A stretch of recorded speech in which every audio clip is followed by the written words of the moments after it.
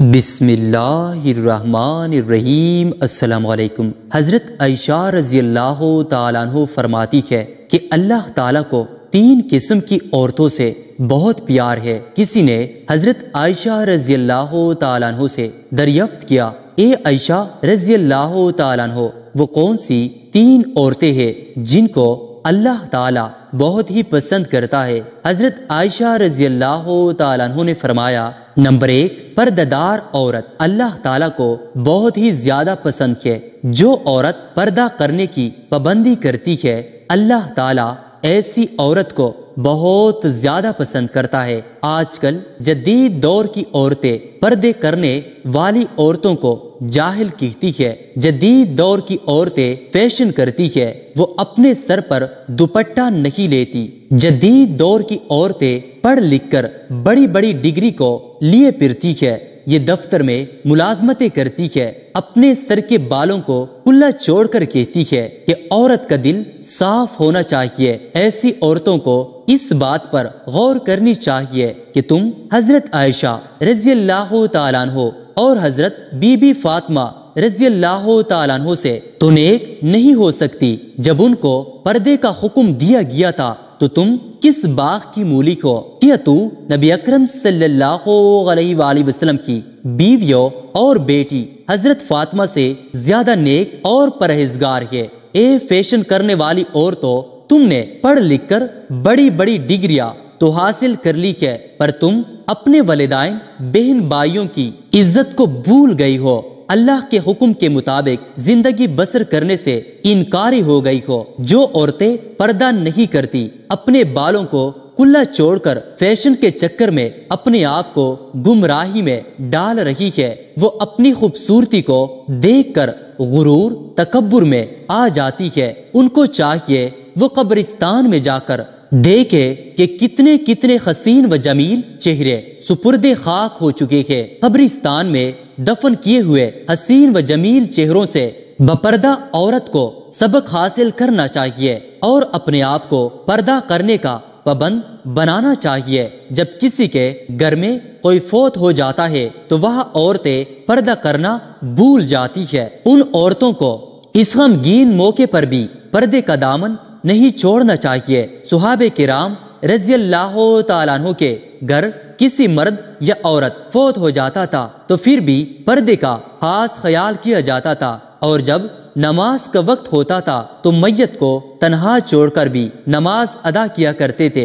ایک مومن عورت کا واقعہ اس طرح سے بیان کیا گیا ہے کہ اس کا ایک ہی بیٹا تھا جس کو وہ دل و جان سے پیار کرتی تھی۔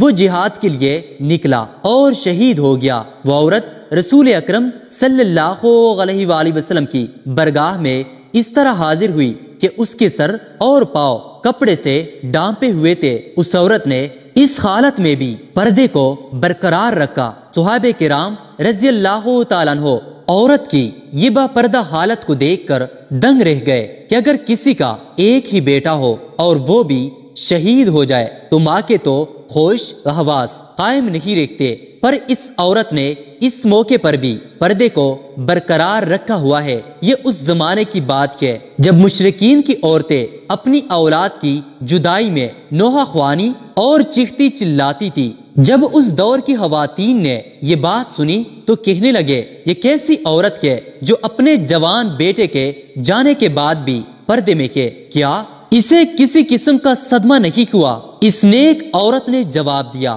کیا ہوا؟ خدا کا مال تھا، خدا میرے بیٹے کو واپس لے گیا، بیٹا ہی گیا، ایمان تو نہیں گیا۔ قربان جائے ایسی عورتوں پر جو اپنے ہر وقت پردے کو برقرار رکھ کر اسلام کو پھیلانے میں مددگار ثابت ہوتی ہے۔ نمبر 2، حضرت عائشہ رضی اللہ تعالیٰ عنہ فرماتی ہے کہ وہ عورت جو اپنا تن من دان اپنے مرد کی محبت میں پیش کرتی ہے، جب اس عورت کی شادی ہوتی ہے تو وہ اللہ تعالیٰ اور حضور صلی اللہ علیہ وآلہ وسلم کی خوشنودی حاصل کرنے کے لیے وہ کسی مرد کو اپنا لیتی ہے جن کو وہ جانتی تک نہیں ہوتی ہے۔ وہ اپنے گھر بھر رشتہ دار کو چھوڑ کر اپنے خاوند کے ساتھ چلی جاتی ہے۔ اس بیوی کو یہ علم ہی ہوتا ہے جس مرد کے ساتھ میں جا رہی ہو وہ کس طرح کا ہے، اس کے مزاج کیسے ہے، وہ گرم طبیعت کا مالک ہے یا نرمی طبیعت سے پیش آئے گا؟ وہ اللہ تعالیٰ اور رسول اکرم صلی اللہ علیہ وآلہ وسلم کی خوشنودی کے لیے مرد پر اپنا سب کچھ قربان کر دیتی ہے۔ اس مرد کے بچوں کو پیدا کرتی ہے، پھر اس کی پرورش میں دن رات ایک کر دیتی ہے، اپنا آپ بھول کر بچوں کی خاطر دن رات محنت و مشقت کرتی ہے، بچوں کو خشک بستر پر لٹاتی ہے اور خود گیلے بستر پر لیٹتی ہے۔ اس کی خواہش یہی ہوتی ہے کہ میرا بچہ بڑا ہو کر اچھی تربیت کا مالک بنے، ہر کوئی میرے بچے کو اچھے الفاظ میں یاد کرے، ہر کوئی میرے بچے کو دیکھ کر کہے کہ اس کی ماں نے اس کی تربیت بہت اچھی کی ہے۔ جب بچہ جوان ہوتا ہے تو اچھی تربیت کا مالک بن جاتا ہے، اچھی خدمت سر انجام دیتا ہے، تو معاشرے والے کہتے ہیں کہ فلاں شخص کی اولاد ہے، ہر کوئی اس کے والد کی تعریفیں کرتا ہے، کوئی یہ بات کہنے کو رضامند نہیں ہوتا ہے کہ اس کی ماں نے اس بچے کی تربیت اس انداز سے کی ہے کہ وہ بڑا ہو کر پڑھ لکھ کر اچھے اخلاق کا مالک اور بڑا انسان بن گیا ہے۔ ماں اپنے اولاد کی خاطر اپنے آپ کو بھول جاتی ہے۔ جب اللہ تعالیٰ عورت کو اولاد عطا کرتا ہے تو وہ دن رات اپنے بچوں کی تربیت میں گزار دیتی ہے۔ کچھ مرد عورتوں کو یہ بات کہتی ہے کہ عورت مرد کی جوتی ہوتی ہے، مرد کا جب دل کرے وہ اپنی جوتی کو تبدیل کر سکتا ہے، یعنی کہ اس عورت کو چھوڑ کر دوسری شادی کر سکتا ہے۔ ایک نیک بزرگ کی محفل میں کافی لوگ بیٹھے ہوئے تھے، ان میں ایک مرد نے کہا کہ عورت مرد کی جوتی ہے، اس مرد کو جب کوئی اور جوتی اچھی لگے تو وہ اپنی جوتی کو تبدیل کر سکتا ہے۔ معجمے میں بیٹھے ہوئے لوگوں نے اس نیک اور پرہیزگار سے پوچھا، اے بابا جی، یہ شخص صحیح کہہ رہا ہے؟ اس نیک بندے نے جواب دیا کہ یہ شخص اپنی سوچ کے مطابق صحیح کہہ رہا ہے کہ عورت مرد کی پیروں کی جوتی ہوتی ہے، عورت اس مرد کے پیروں کی جوتی ہوتی ہے جو مرد اپنے آپ کو پاؤں تصور کرتا ہے۔ کچھ شوہر اپنی بیوی کو سر کا تاج بھی تصور کرتے ہیں کیونکہ وہ شوہر اپنے آپ کو بادشاہ تصور کرتے ہیں۔ عورت وہی کچھ ہوتی ہے جو مرد اپنے آپ کو تصور کرتا ہے۔ جب ایک بیوی اپنے ساری خواہشوں کو اپنے مرد پر قربان کر دیتی ہے، اپنے شوہر کی اولاد کو جنم دیتی ہے اور اس دوران بیوی کے چہرے پر جاڑیاں پڑ جاتی ہے تو کئی مرد یہ بات سوچتے ہیں کہ میری بیوی اب حسین و جمیل نہیں رہی، وہ اپنی بیوی کو چھوڑ کر دوسری عورتوں کی طرف مائل ہونا شروع ہو جاتا ہے، وہ اپنی خوش باش زندگی کو عذاب بنا دیتا ہے، اپنی سونے جیسی بیوی کو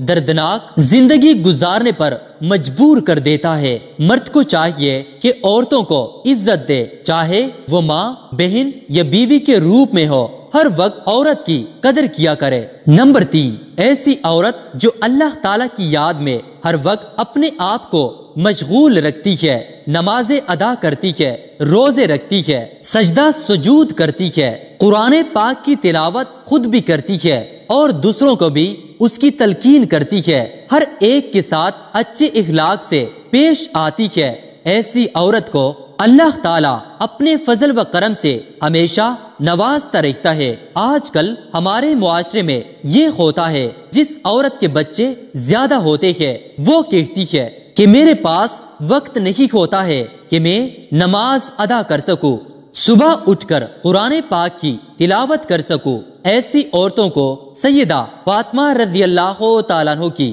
زندگی سے سبق حاصل کرنا چاہیے کہ دیکھو فاطمہ رضی اللہ تعالیٰ عنہ گھر کا سارا کام کاج بھی کر رہی ہے، حضرت علی رضی اللہ تعالیٰ عنہ کی خدمت بھی کر رہی ہے، حضرت حسن و حسین رضی اللہ تعالیٰ عنہ کی پرورش بھی کر رہی ہے، نمازیں بھی ادا ہو رہی ہے، قرآن پاک کی تلاوت بھی کر رہی ہے، جب رات ہوتی ہے تو ساری رات اللہ تعالیٰ کی یاد میں سجدے سجود کر رہی ہے۔ حضرت فاطمہ رضی اللہ تعالیٰ عنہ کا اسی طرح دین اور رات گزر جاتا ہے۔ آج کل کی عورتوں کو بھی حضرت بی بی فاطمہ رضی اللہ تعالیٰ عنہ کی زندگی کے مطابق زندگی بسر کرنی چاہیے۔ اللہ تعالیٰ سے دعا ہے کہ اللہ تعالیٰ ہم سب کو نیک عمل کرنے کی توفیق عطا فرمائے، آمین۔ ناظرین، ہم امید کرتے ہیں کہ ہماری آج کی ویڈیو آپ کو ضرور پسند آئی ہوگی، اور اگر آپ کو یہ ویڈیو پسند آئی ہے